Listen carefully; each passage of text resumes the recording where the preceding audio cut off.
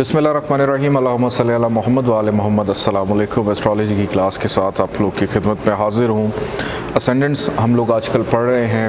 हमने cancer ascendant तक जो है वो पढ़ लिया कि एरीज से लेके कैंसर तक जो भी असेंडेंट होगा, आगे से हाउसेस की जो डिवाइडेशन है वो किस तरह से होगी। आज हमने लियो असेंडेंट को पढ़ना है, लेकिन उससे पहले कुछ सवालात हैं। उन सवालात के ऊपर मैं नज़र डालूँगा, आप लोगों से शेयर करूँगा, डिस्कस करूँगा, दैन हम लोग फिर अपने लेक्चर की तरफ बढ़ेंगे।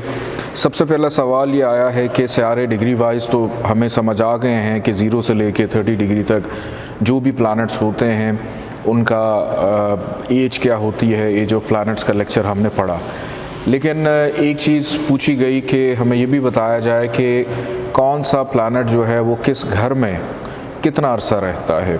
तो इंशाल्लाह ताला आगे जब हम नक्षत्रास का चैप्टर पढ़ेंगे और जब हम दशास का चैप्टर पढ़ेंगे तो उसके अंदर हमने ये भी देखना है कि किस हाउस में, जैसे शम्स अगर एक घर में आता है तो वो कितना अरसा रहता है, कि 0 से लेके 30 डिग्री तक का सफ़र वो कितने अरसे में तय करेगा। मून जो है वो एक हाउस में कितना अरसा सफ़र करेगा। ज़ोहल जैसे 2.5 साल एक घर में रहता है तो वो अपना सफ़र जो है वो कितने अरसे में तय करेगा। राहु केतु का क्या अरसा होगा।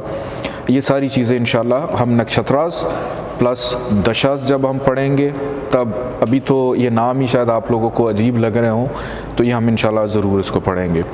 फिर इन्होंने पूछा कि इंटरनेट के ऊपर बहुत सारी बुक्स में, मैगज़ीन्स के अंदर जो सन साइन होता है, पैदाइशी जो बुर्ज हम देखते हैं कि आपका हफ़्ता कैसा रहेगा, महीना कैसा रहेगा, आज का दिन कैसा रहेगा, उसमें जो एस्ट्रोलॉजिकल कैलेंडर है, कुछ प्लैनेट्स जो हैं वो 10 फरवरी से शुरू होते हैं, अगले माह की जो है वो 20 फरवरी से शुरू होते हैं, 19 या 20 पे ख़त्म हो जाते हैं, या 21 पे शुरू होते हैं।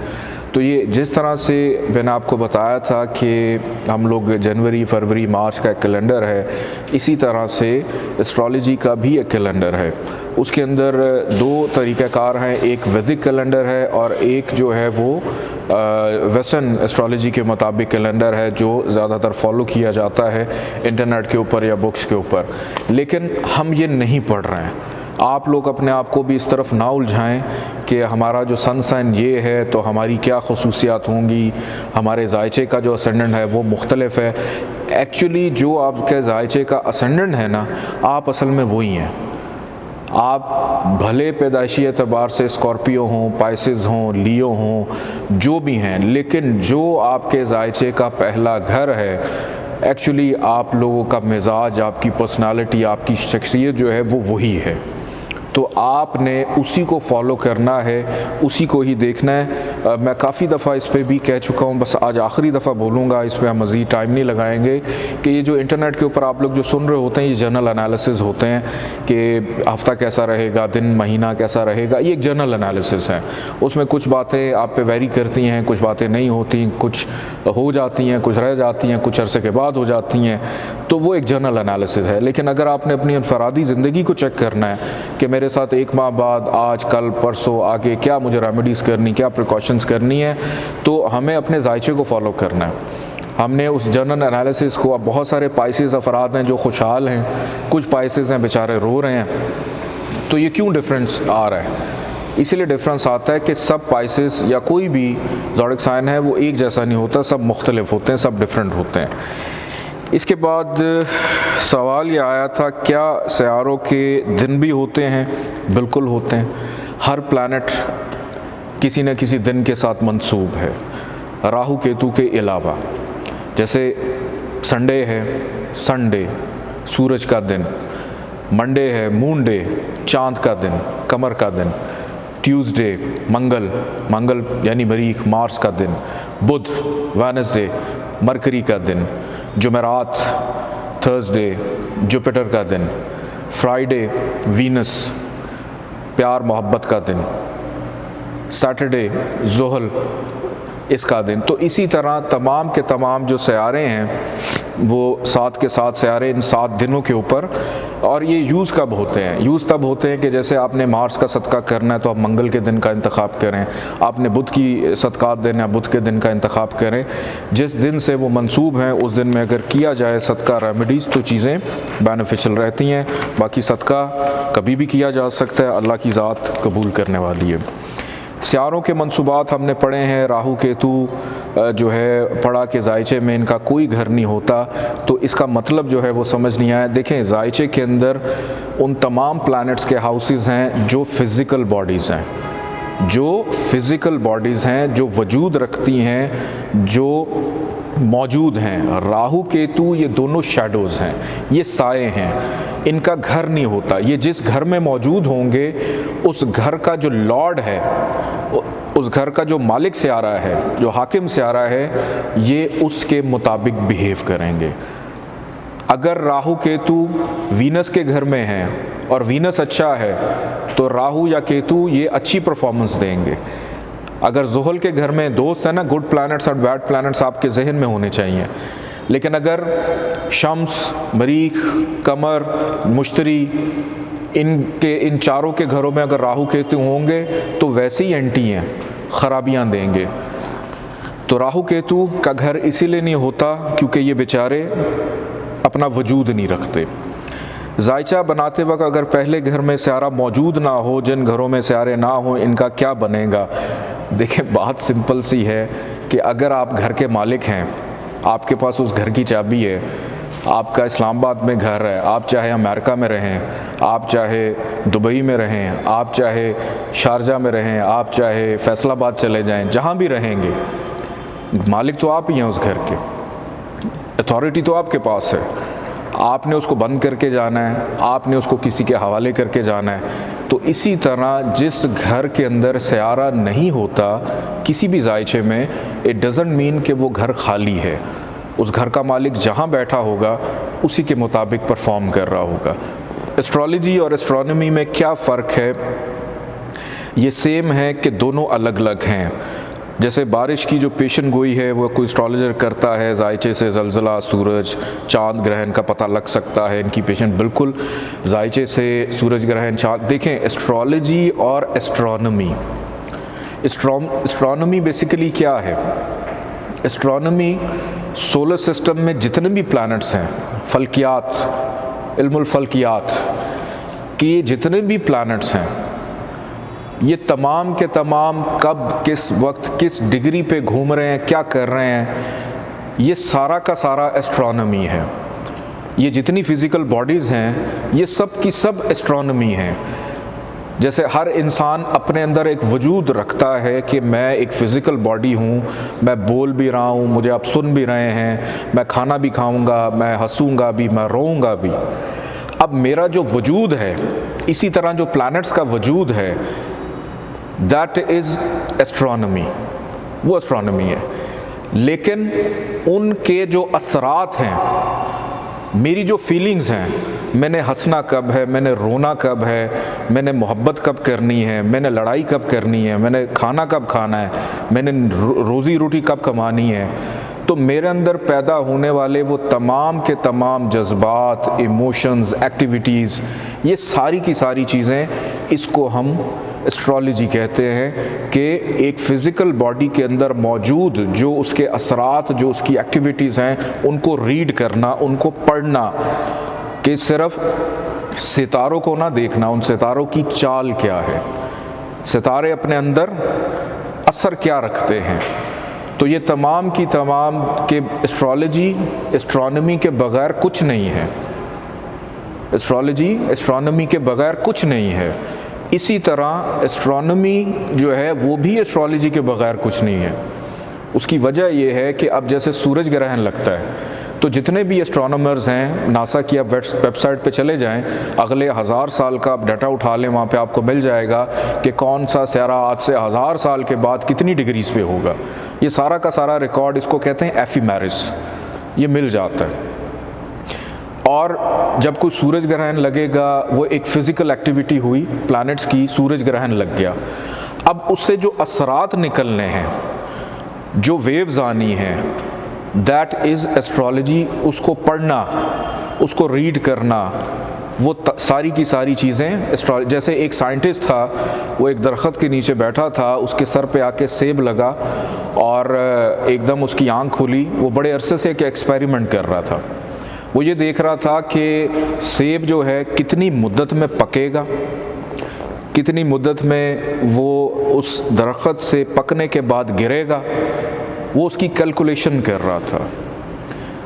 तो उसकी जितनी की जितनी जो कैलकुलेशन थी, वो देख रहा था आसमान के ऊपर सितारों की मूवमेंट, फिर उसके बाद उसकी जो दरख्त से उसने गिरना है, वो सारी की सारी जो कैलकुलेशन थी, कैलकुलेशन करने के बाद वो एक नतीजे पर पहुंचा कि फ़लाँ डेट के ऊपर जब चाँद सूरज ये इस जगह पे होंगे तो एक फल पक के तैयार होके गिर जाएगा। तो प्लैनेट्स को देख के कैलकुलेशन करना, दैट इज़ एस्ट्रोनॉमी, जो हम फिज़िक्स में देखते हैं फॉर्मूलाज को, लेकिन वो किस डेट पे गिरेगा, दैट इज़ एस्ट्रोलॉजी, कि वो प्रेडिक्शन कर रहा है, पेशन गोई कर रहा है। ये जो वर्ड है ना होरोस्कोप, ये बेसिकली क्या था, ये इटालियन, जब पुराने वक्त में जो डॉक्टर्स होते थे, तबीब होते थे, वो किसी भी मरीज़ को एक कागज़ के ऊपर नुस्खा लिख के दे देते थे। उस नुस्खे को बेसिकली कहा जाता था होरोस्कोप, कि आपने इसके मुताबिक चलना है तो आपकी तबीयत के अंदर बेहतरी आना शुरू हो जाएगी। तो वही काम एक एस्ट्रोलॉजर भी कर रहा होता है कि आपको एक डायरेक्शन दे रहा होता है। वैदिक एस्ट्रोलॉजी यानी रास्ता दिखाने वाला इल्म, कि आपको एक डायरेक्शन मिल रही होती है, आपका होरोस्कोप डिफाइन डिस्क्राइब हो रहा होता है कि आपने किस तरफ जाना है। अगला सवाल, ये हफ़्ता कैसा रहेगा, आज का दिन कैसा रहेगा, जो वीडियोस यूट्यूब पे ये सवाल हो गया। अच्छा, इसके बाद एक सवाल ये है कि अकरब लगन में अगर कमर मौजूद हो तो तब मनहूस माना जाता है कि किसी भी लगन में कमर जो है वो अकरब में आ जाए तो मनहूस माना जाएगा, जिसको हम कमर दर अकरब भी कहते हैं, या कमर हबूत का नीच का हो जाता है, डिबिलिटेशन का हो जाता है। देखें, इसमें ज़रूरी नहीं है कि असेंडेंट सिर्फ स्कॉर्पियो होगा तो कमर उसमें आके बैठ जाए पहले घर में तो वो ख़राब होगा। नो, कोई भी असेंडेंट हो, चाहे कमर है यानी मून है या कोई भी प्लैनेट है, वो अपनी थ्योरी के मुताबिक डिबिलिटेशन यानी ख़राब जगह पे जब आके बैठ जाएगा तो वो ख़राब हो जाएगा। उसके लिए असेंडेंट का ज़रूरी नहीं है कि असेंडेंट जो है वो सिर्फ स्कॉर्पियो हो या कोई मखसूस हो, हर असेंडेंट के अंदर यही होगा। अगर एरीज असेंडेंट के अंदर स्कॉर्पियो 8वां घर बनता है तो वहाँ पे भी अगर मून होगा तो वहाँ पे भी 8वें घर में वो हबूत का ही होगा, डिबिलिटेशन का ही होगा। नेक्स्ट सवाल ये है कि अगर कोई पत्थर पहनते हैं तो इसकी शरई हैसियत क्या है। देखिए, स्टोन्स की शरई हैसियत टॉपिक हमारा थोड़ा सा डिफरेंट हो जाएगा। कुरान पाक में याकूत व मरजान का ज़िक्र है, फिर अकीक जो हैं कलमा गो पत्थर हैं। मैं इसके ऊपर डिटेल में बात करूंगा कि मैं कोई आलम दीन तो नहीं हूं, लेकिन जितना भी मुझे थोड़ा सा नाकिस इल्म, थोड़ा सा मुख्तसर सा नॉलेज है शरई हैसियत के हवाले से, या जो भी चीज़ें हैं, जब हम जेम स्टोन का लेक्चर करेंगे प्रॉपर तो उसके अंदर मैं इंशाल्लाह डिटेल में आपको इस हवाले से बताऊंगा। क्या जायचा पढ़ने के लिए सियारों के घर, सियारे और बुर्ज से तजिया किया जा सकता है? बिल्कुल जायचा, जब तक आप हाउसेस नहीं जानते होंगे, आप असेंडेंट्स नहीं जानते होंगे, आप प्लैनेट्स की पोजीशन नहीं जानेंगे तो तब तक नहीं आएगा, और आगे हम इसी तरफ बढ़ रहे हैं। अगर लगन असद हो और उसके तीसरे, छठे, 8वें, 11वें घर खाली हैं तो उसको कैसे पढ़ेंगे, ये हमने आगे चल के इंशाल्लाह पढ़ना है।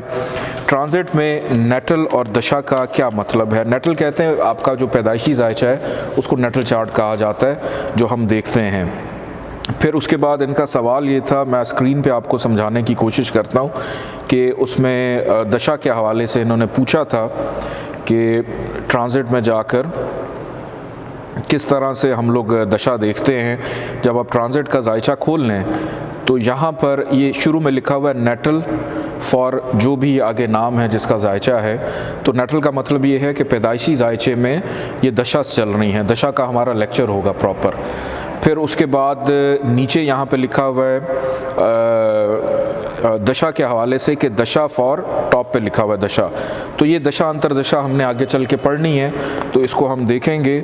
और फिर इन्होंने ये पूछा था कि ट्रांजिट में अगर 1-2 घंटे बाद का चार्ट कैसे बनेगा। ट्रांजिट के अंदर जंप की ऑप्शन मौजूद है, आप जंप पे चले जाएं, 1 घंटा आगे करना है, 6 घंटे आगे करना है, 1 दिन, 2 दिन, 1 हफ्ता, 2 हफ्ते, महीना, साल, फॉरवर्ड या बैकवर्ड पे आपने जाना है। तो यहाँ से बैकवर्ड को सिलेक्ट करें और जितना पीछे आप जाना चाहते हैं वो चीज़ें यहाँ से आपको मिल जाएंगी। और क्या ट्रांजिट में डिग्री जो सियारों की बिल्कुल होती है। ट्रांजिट के अंदर ये जो ब्लैक बॉक्स नीचे आपको नज़र आ रहा है, ये सारा का सारा ये पिंक कलर में आपका नेटल चार्ट यानी पैदाइशी जायचा, और जो ब्लैक बॉक्स के अंदर जो डिग्रीज़ आ रही हैं वो सारी की सारी करंट पोजीशन है कि अभी इस वक्त कौन सा सियारा किस घर में कितनी डिग्री पे मौजूद है। क्या सियारों की पोजीशन वक्त के साथ तब्दील होती है? हर वक्त तब्दील हो रही होती है, हर वक्त हर सियारा किसी न किसी जो सफ़र के ऊपर गामजन है। शनाख्ती कार्ड वाली तारीख़ पैदाइश या असली तारीख़ पैदाइश से जायचा बनाएं। शनाख्ती कार्ड वाली तारीख़ पैदाइश अगर आपकी असली है तो उसी से जायचा बनाएं। जायचा सिर्फ़ और सिर्फ ओरिजिनल डेट ऑफ बर्थ से बनता है। मेजॉरिटी लोगों को अपनी डेट ऑफ बर्थ नहीं पता होती, तो कोई 1 जनवरी रख लेता है, कोई 14 अगस्त रख लेता है, कोई 23 मार्च रख लेता है, कोई 6 सितंबर रख लेता है। तो इस तरह से अपनी फ़र्ज़ी जायचा नहीं बनता। तो डेट ऑफ बर्थ जब तक ओरिजिनल एक्यूरेट नहीं होगी तब तक आपका जायचा जो है वो ठीक नहीं बनेगा। अब हम अपने लेक्चर की जाने बढ़ते हैं। हमारा आज का लेक्चर है लियो असेंडेंट का। उससे पहले एक आखिरी बात मैं आप लोगों से कर लूँ। वो स्टूडेंट जिनको सॉफ्टवेयर इंस्टॉल करने में थोड़ी सी प्रॉब्लम आ रही है, वो इसीलिए प्रॉब्लम आ रही है कि उसके साथ जो आपको भेजी गई वीडियो है इंस्ट्रक्शन की कि सॉफ्टवेयर को कैसे यूज़ करना है, आप सॉफ्टवेयर को इंस्टॉल करने से पहले आप एक दफ़ा उस वीडियो को देखें। उस वीडियो को देखने के बाद उस वीडियो को दोबारा आप प्ले करें और जैसे जैसे उसमें बताया जा रहा है वैसे वैसे आप अपने सॉफ्टवेयर को यूज़ करेंगे तो सॉफ्टवेयर इंस्टॉल करने में और उसको यूज़ करने में कोई प्रॉब्लम नहीं आएगी। और अगर किसी को फिर भी कोई प्रॉब्लम आती है तो आप लोगों ने परेशान नहीं होना। हम लोग मौजूद हैं, जहाँ पर आप स्टक हों एक वीडियो अपनी रिकॉर्ड करें सॉफ्टवेयर की कि इस जगह पे हमें प्रॉब्लम आ रही है।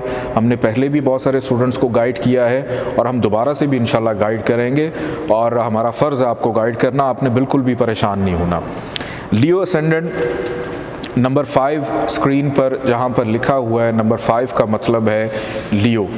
Good planets and bad planets की डायग्राम आप लोगों के माइंड में मौजूद हैं। अब तो माशाल्लाह एटलीस्ट 4 जो हमारी ये भी असेंडेंट्स हो चुके हैं, उसके बाद काफ़ी हद तक कॉन्सेप्ट क्लियर हो जाएगा कि हम क्या करने जा रहे हैं। लेकिन फिर भी कुछ ना कुछ सरप्राइजेज़ जो हैं वो हर लेक्चर के अंदर रहेंगे, तो कोई भी लेक्चर इग्नोर करने वाला नहीं है। इवन कि 1 सेकंड भी अगर आप फॉरवर्ड करते हैं, पॉज करते हैं, प्ले करते हैं, जो भी कर रहे हैं, हो सकता है उसके अंदर कोई इम्पॉर्टेंट चीज़ मौजूद हो जो आप मिस कर जाएं। लियो असेंडेंट लॉर्ड प्लैनेट है इसका सन, शम्स। आपके जहन में good planets and bad planets की डायग्राम मौजूद होगी जिसके अंदर आप लोगों को ये मालूम है कि कौन कौन से सियारे एक दूसरे के साथ दोस्त हैं, कौन किसके साथ एंटी हैं, कौन किसके साथ न्यूट्रल है। वो हम असेंडेंट से असाइन करते हैं कि हमने लगन को देखकर ये फैसला करना होता है कि उनमें से न्यूट्रल कौन होगा, कि कौन गवर्नमेंट के साथ है, कौन अपोजिशन के साथ है। ये चीज़ तो अब वाज़े तौर पे आप लोगों को क्लियर होगी कि न्यूट्रल कौन होता है बीच में। तो इसी तरह प्लैनेट्स जो है अगर उनको कोई अच्छी चीज़ मिल जाए, उनको कोई अच्छा हाउस मिल जाए तो वो न्यूट्रल भी हो जाते हैं। Sun is the only source of energy in the solar system, कि पूरे निज़ाम शमसी में तमाम सियारों को, हर जानदार चीज़ को तवानाई पहुंचाने वाला जो एक ज़रिया है वो शम्स है कि ये अपनी एनर्जी से, अपनी ताकत से हरकत जो है वो पैदा करता है तमाम जानदार चीज़ों में। तो इस बिना के ऊपर लियो असेंडेंट एक बड़ा इम्पॉर्टेंट असेंडेंट होता है कि लियो असेंडेंट जो है इसका जो लॉर्ड है सन, उसको कहा जाता है ये बादशाह फल्क है, कि आसमान पर सोलर सिस्टम में इसको किंग कहते हैं, बादशाह। तो इसी वजह से लियो असेंडेंट वालों की तबीयत के अंदर एक बादशाहत, एक रोब, एक दबदबा, एक बड़ापन वो नेचुरली तौर पे पाया जाता है। और जहाँ लोग भी ये लोग जाते हैं, जहाँ भी उठते हैं बैठते हैं, वहाँ पे इन लोगों को इज़्ज़त एक तो मिलती भी है, लेकिन इनकी चाहत में ये शामिल होता है कि हमारी तारीफ़ हो, हमें लोग अप्रिशिएट करें। तो लियो असेंडेंट जो है ये बड़ा इम्पॉर्टेंट असेंडेंट होता है। बाकी असेंडेंट भी अपनी जगह पे इम्पॉर्टेंट है, हर असेंडेंट बड़ा इम्पॉर्टेंट है, लेकिन इसको क्यों मैं कह रहा हूँ, चूँकि ये सोर्स ऑफ एनर्जी है तमाम सियारों के लिए। फर्स्ट हाउस शम्स ने अपने पास रखा, नंबर 5 जहाँ पे लिखा हुआ है कि घर अपनी जगह पे है, घर अपनी जगह नहीं तब्दील करते। तो पहले घर के अंदर आके पड़ाव किया लियो ने, जिसका लॉर्ड प्लैनेट है सन, जो कि इस जायचे का मेन कंट्रोलिंग पावर उसके पास है, मेन कैप्टन है। तो इस जायचे में सन जो है जहाँ भी जाएगा, जहाँ भी बैठेगा, वो पॉजिटिव रहेगा, सिवाय कुछ जगहों के कि नहज घर में ना चला जाए, ख़राब ना हो जाए। अब सन जो है वो किसी को कम्बस्ट तो कर नहीं सकता, तो डिग्री वाइज इसकी ताकत अच्छी होनी चाहिए। ये चीज़ें देखना बड़ा इम्पॉर्टेंट होता है। इसके बाद नेक्स्ट हाउस की जानिब हम बढ़ते हैं कि सन ने दूसरा घर और 11वां घर, नंबर 6 और नंबर 3 जहाँ पे लिखा हुआ है। नंबर 3 का मतलब है जेमिनी और 6 का मतलब है वर्गो। लेकिन घर कौन से हैं? एक दूसरा घर है और एक 11वां घर है, और दोनों के दोनों ये जो हाउस हैं इनका लॉर्ड प्लैनेट है मरकरी, कि मरकरी को कंट्रोलिंग पावर दी है इसने अपने फाइनेंस के घर की, इसने कंट्रोलिंग पावर दी है अपने बोलने की, इसने कंट्रोलिंग पावर दी है ख़ानदान में इजाफे की, रिश्तेदारों की, प्लस ख्वाहिशात, कारोबार में मुनाफा, इन तमाम चीज़ों की कंट्रोलिंग पावर दी है मरकरी को। Good planets and bad planet की अगर डायग्राम आपके जहन में हो तो उसमें हमने ये देखा था कि मरकरी और सन बोथ आर फ्रेंड्स, दोनों की दोस्ती है। तो मरकरी भी इस जायचे के अंदर जहाँ जाएगा, जहाँ बैठेगा, पॉजिटिव रहेगा, बेनिफिशियल होगा, मैलेफिक नहीं होगा। मैलेफिक का मतलब ये नहस नहीं होगा या मनफी नहीं होगा। हाँ, अगर उस पर कोई ऐसी थ्योरी अप्लाई हो जाती है कि वो किसी नहस घर में चला जाता है, या जो दोस्त है उसका शम्स वही उसको गरूब कर दे और उसकी ताकत ख़त्म हो जाए, तो फिर प्रॉब्लम हो सकती है। अदरवाइज़ मरकरी इस जायचे में एक पॉजिटिव रहेगा, और ये 2 के 2 घर जो हैं ये भी इस जायचे में पॉजिटिव बिहेव करेंगे। नेक्स्ट हाउस की जाने बढ़ते हैं, जायचे का तीसरा घर, नंबर 7 जहाँ पर लिखा हुआ है, और जायचे का 10वां घर। अब यहाँ पर एक पॉइंट समझना बड़ा इम्पॉर्टेंट है, और वो पॉइंट ये है कि थर्ड हाउस 7 जहाँ पे लिखा है हाउस तीसरा है, और नंबर 2 जहाँ पे लिखा है ये हाउस है 10वां, 10th हाउस। कि सन ने अपनी मेहनत, अपनी जिम्मेदारियाँ वो उसने किसको दे दी हैं? वीनस को। और दूसरी तरफ उसने अपना काम काज, कारोबार, करियर भी वीनस के हवाले किया हुआ है। जब हम good planets and bad planets की डायग्राम पे जाएं तो वहाँ पे हमें नज़र आता है कि बोथ आर एंटी, कि दोनों एक दूसरे के एंटी हैं। लेकिन शम्स बादशाह फल्क है, उसको पता है कि मैंने अपने दुश्मन को कैसे राम करना है, मैंने अपने जो एंटी है उसको कैसे सुधार के रखना है। उसने एक काम किया कि केंद्र के में से एक घर, 10वां घर, बड़ा इम्पोर्टेंट घर, कि उसको बना दिया उसने 10वें घर का भी मालिक। तो वीनस को चूँकि केंद्र का एक अच्छा घर मिला, इस वजह से वीनस इस जायचे में न्यूट्रल हो जाता है। क्या हो जाता है? Neutral, average. ये परफॉर्म या बिहेव कैसे करेंगे, अभी आप सिर्फ इस चीज़ को जहन में रखें। आगे चल के हम लोग बिल्कुल देखेंगे कि जो न्यूट्रल या एवरेज जो प्लैनेट्स होते हैं वो कैसे काम करते हैं। तो वीनस इस जायचे के लिए बुरा नहीं होगा, न्यूट्रल हो जाएगा। क्यों? क्योंकि वो बैठा अपने मुखालिफ के साथ है, लेकिन मुखालिफ ने अक्लमंदी के साथ उसको एक अच्छी पोस्ट दे दी है, एक अच्छे मनसब पे बिठा दिया है। तो वो अब उसी मनसब की खुशी में वो अपने मुखालिफ को तंग नहीं करेगा। इत्तेहाद हो गया इन दोनों का। नेक्स्ट हाउस की तरफ हम लोग बढ़ते हैं, जायचे का 4th हाउस नंबर 8 जहाँ पर लिखा हुआ है और जायचे का 9th हाउस नंबर 1 जहाँ पे लिखा हुआ है। 8 का मतलब है स्कॉर्पियो और 1 का मतलब है एरीज, और घर चौथा है और दूसरी तरफ जहाँ 1 लिखा है वहाँ पे घर है 9वां 9th हाउस। और ये दोनों की दोनों हुक्मरानी इसने शम्स ने दी हैं मार्स को, मरीख को, चूँकि स्कॉर्पियो और एरीज का लॉर्ड है मार्स है। सन और मार्स यानी अगर एक बादशाह है उसको अपनी रियाया चलाने के लिए उसको फ़ौज की भी ज़रूरत होती है, उसको किसी जर्नैल की ज़रूरत होती है। तो मार्स को बेसिकली कहा जाता है कि ये आसमानी काउंसिल के ऊपर तमाम सयारों का कमांडर इन चीफ होता है, ये प्रोटेक्ट करता है, सन को प्रोटेक्ट करता है। और सन के साथ इसकी बड़ी गहरी दोस्ती होती है कि कोई भी हुक्मरान हो वो बग़ैर सिक्योरिटी के वो मूव नहीं कर सकता, तो ये बेसिकली उसको प्रोटेक्ट करता है, सिक्योर करता है। तो सन ने इस जायचे के अंदर एक केंद्र हाउस और एक मोल तरकोन का हाउस, 2 अहम घर उसने अपने दोस्त को दे दिए। मार्स भी जायचे में जहाँ जाएगा, जहाँ बैठेगा वो दोस्त रहेगा, पॉजिटिव रहेगा, अनलेस और अनटिल बगावत ना कर दे। और बगावत कब करेगा? अगर वो किसी दुश्मन के घर में जाके बैठ जाए या किसी नहस जगह पे जाके बैठ जाए तो फिर उसका दिमाग घूम भी सकता है, प्रॉब्लम्स भी दे सकता है, नीच का हो जाए कि दोस्त समझ रहा है लेकिन उसकी प्लेसमेंट ऐसी है, उस पर थ्योरी ऐसी अप्लाई होगी है कि वही उसकी बैक बाइटिंग करनी शुरू कर दे। नेक्स्ट हाउस की जानिब बढ़ते हैं। जायचे का 5वां घर नंबर 9 जहाँ पर लिखा हुआ है और 8वां घर नंबर 12 जहाँ पर लिखा हुआ है। 9 का मतलब है सेजिटेरियस, 12 का मतलब है पाइसेस, और इन दोनों का लॉर्ड है जुपिटर। घर 5वां है जहाँ 9 नंबर लिखा है, और जहाँ 12 नंबर लिखा है वो घर 8वां ही है। घर अपनी जगह नहीं बदलेंगे। जुपिटर असेंडेंट का जो लॉर्ड है सन, उसका दोस्त है, उसका फ्रेंड है। और जुपिटर के पास एक नहस घर भी है, एक ख़राब घर भी उसके पास है। 8वां घर मौत का घर, हादसात का घर, हर्डल्स का, मुश्किलात का, नाउमीदी का, करप्शन का, एलिगेशंस का। और दूसरी तरफ उसने कौन सा घर रखा हुआ है?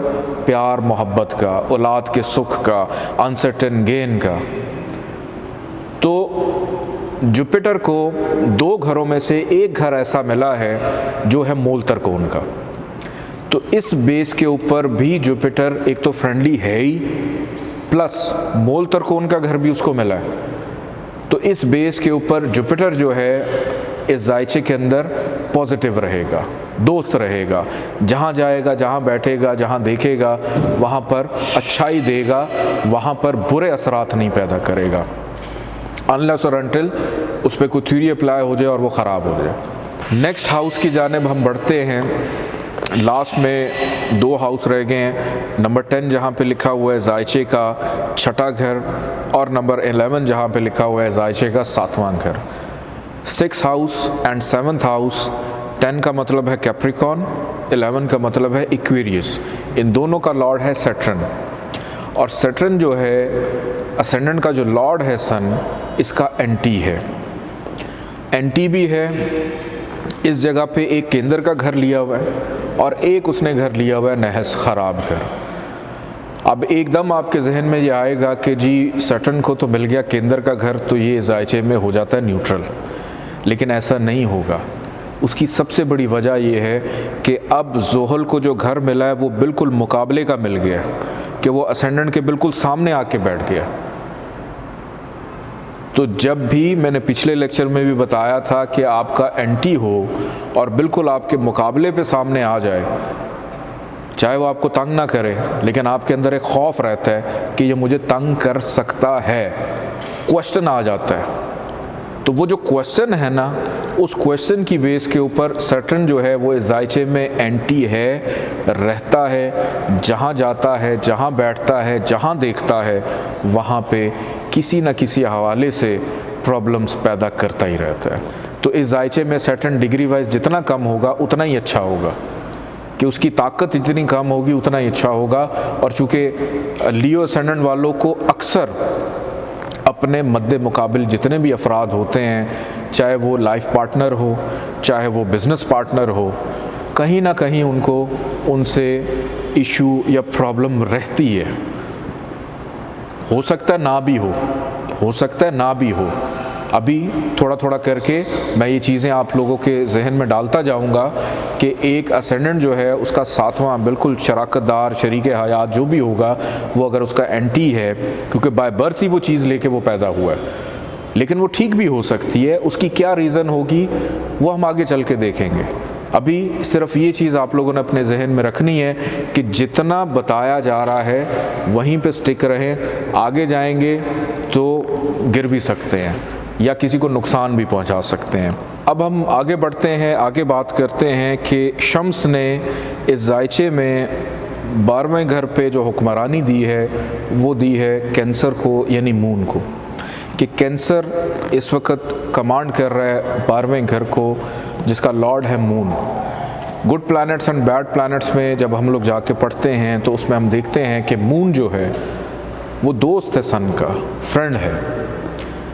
लेकिन अब हुआ ये कि मून को मिल गया एक ख़राब घर। कौन सा घर? अखराजात का, तन्हाई का, कैदोबंद का, हॉस्पिटल पे होने वाला ख़र्चा, बीमारी का ख़र्चा, जुदाई, धोखाधड़ी, फ्रॉड, हासदीन, मुनाफिकीन। तो हर इंसान अपनी ज़िंदगी में ये चाहता है कि ना मेरा ख़र्चा हो, ना मेरे हासदीन हो, ना को मुझे धोखा दे, ना को मेरे साथ फ्रॉड करे, ना मैं बीमार हूँ, ना मैं अपनी बीमारी पे ख़र्चा करूँ। तो इस जायचे के अंदर चूँकि मून इन तमाम चीज़ों को लेकर बैठा है, तो कभी भी लियो असेंडेंट के अंदर मून जो है वो फ्रेंडली नहीं होगा, वो एंटी रहेगा। जिस तरह से एक एंटी प्लैनेट न्यूट्रल हो जाता है, इसी तरह से अगर ये पोजीशन आ जाए तो एक दोस्त भी दुश्मन हो सकता है। क्यों? क्योंकि वो चीज़ें ख़राब लेकर बैठा है, उसकी जो खुसूसियात हैं वो नेगेटिव हैं। तो कभी भी मून इस जायचे के अंदर फ्रेंडली नहीं होगा। जहाँ जाएगा, जहाँ बैठेगा, जहाँ देखेगा, वहाँ पर ख़राबियाँ ही देगा। बहुत शुक्रिया, अल्लाह हाफ़िज़।